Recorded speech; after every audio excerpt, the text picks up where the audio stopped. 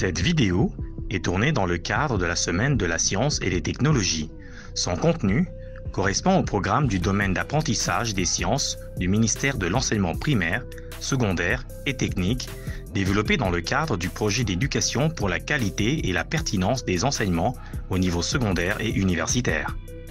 Nous avons appris comment calculer la somme, le produit, le reste, avec différentes opérations.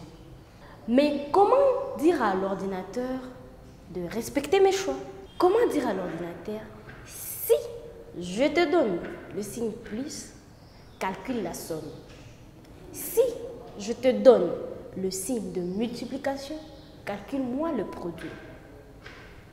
Nous faisons tout cela grâce à ce que nous appelons des conditions.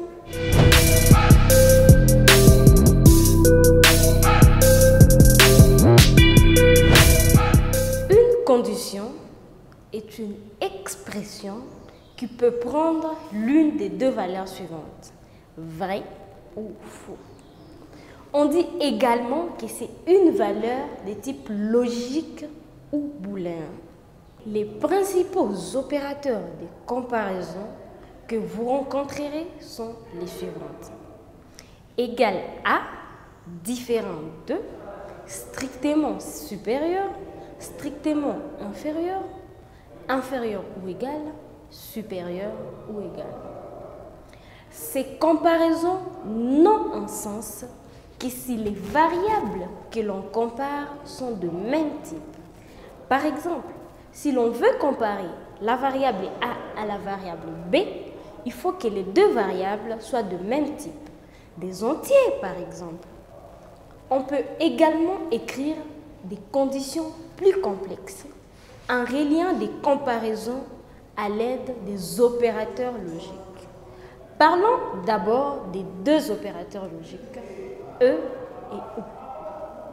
Pour l'opérateur E, première condition, E, deuxième condition, sera vrai si les deux conditions sont toutes les deux vraies. Par exemple, la condition âge supérieur à 5, âge inférieur à 10, sera vrai si la variable âge est strictement comprise entre 5 et 10. Pour l'opérateur OU, condition 1 ou condition 2 sera vrai si l'une des deux conditions est vraie. Par exemple, la condition prénom égale Jean ou nom égale Ilunga sera vrai pour Jean Ilunga car condition 1 et condition 2 sont vraies. Jean Durand sera vrai car condition 1 est vraie. Pierre Ilunga sera vrai car condition 2 est vraie.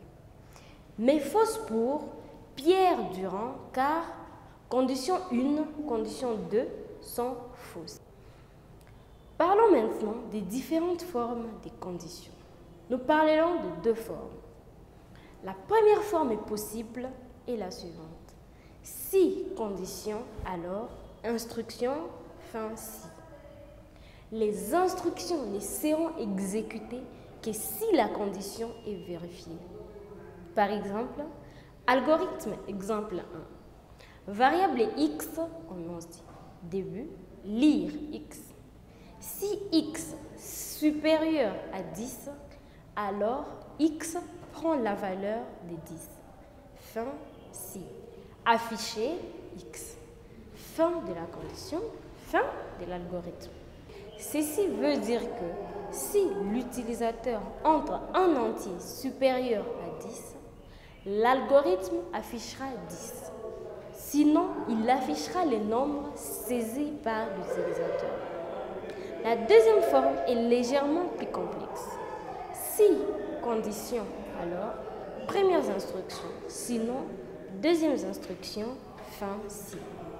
Si la première condition est fausse, l'algorithme effectuera les instructions se trouvant dans la deuxième condition, puis passera aux instructions situées après le fin si.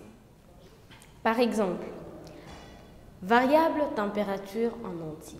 Début, écrire, entrer la température de l'eau. Lire, température. Si température inférieure ou égale à 0, alors écrire, c'est de la glace.